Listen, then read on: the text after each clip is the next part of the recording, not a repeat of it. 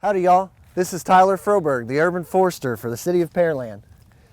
Today we're going to be talking about pruning. It's that time of the year again. This is Pearland Green.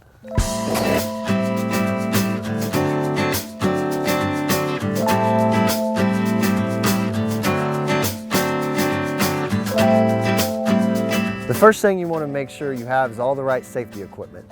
Although most of you won't be using chainsaws, if you are, you want to make sure you have a good pair of chainsaw chaps. What these do is if you do happen to hit the chainsaw on your leg, these chaps will choke the chainsaw and cut it off.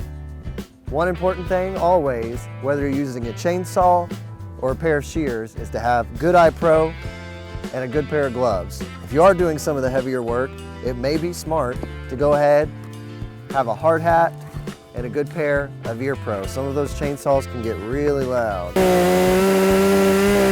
Now most of you won't be needing a big saw like this. However, a smaller 10-inch blade chainsaw could be the saw for you. Although there's not a whole lot of things that you can't tackle with a simple pruning saw. These saws are very easy, they're easy to store, they're easy to clean, and they're easy to use. And for you homeowners, it may be very easy to just have a set of loppers and a set of shears on hand.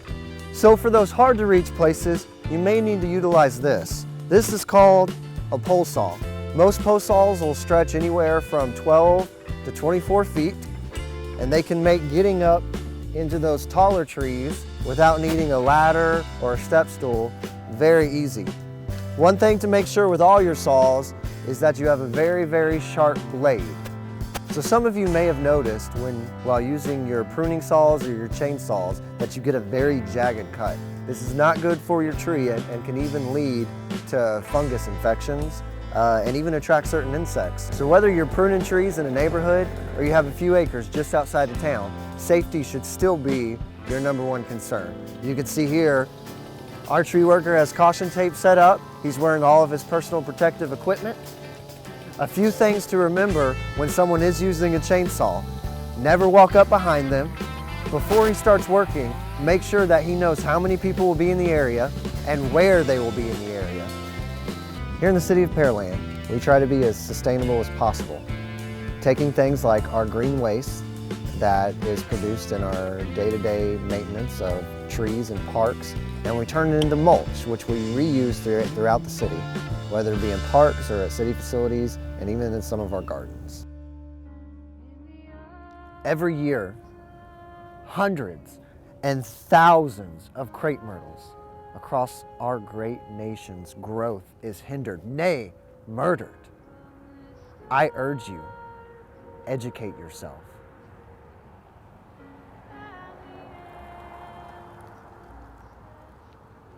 Topping this incorrect pruning procedure that everyone seems to think make these trees more beautiful is actually doing the opposite.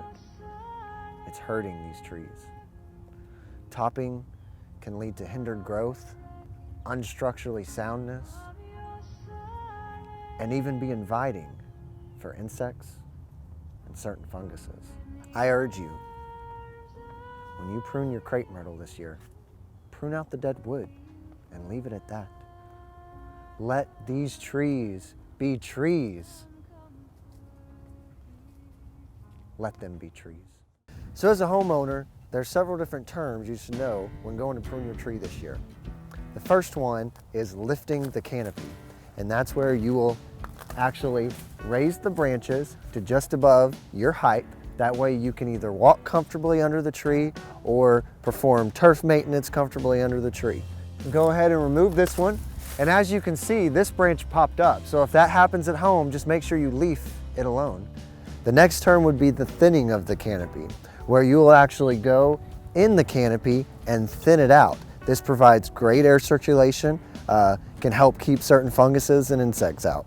One of the final pruning techniques is removing dead wood. It's one of the most important things you can do and can help with the canopy thinning. So we have a nice piece of dead wood right here. We're gonna go ahead and lop that off. Here at the City of Pearland, we're being as innovative as possible, using the latest technology to properly manage our natural resources, like our trees, wetlands, and wildlife. Using our GIS mapping software that the city has, we're able to accurately inventory and map all the trees in the city. This can be extremely useful when planning pruning rotations, mulching rotations, and even fertilizing rotations. If you happen to have any questions about your trees, gardens, or even backyard ponds, log on to our website at pearlandtx.gov or check out our Facebook page. This is Pearland Green.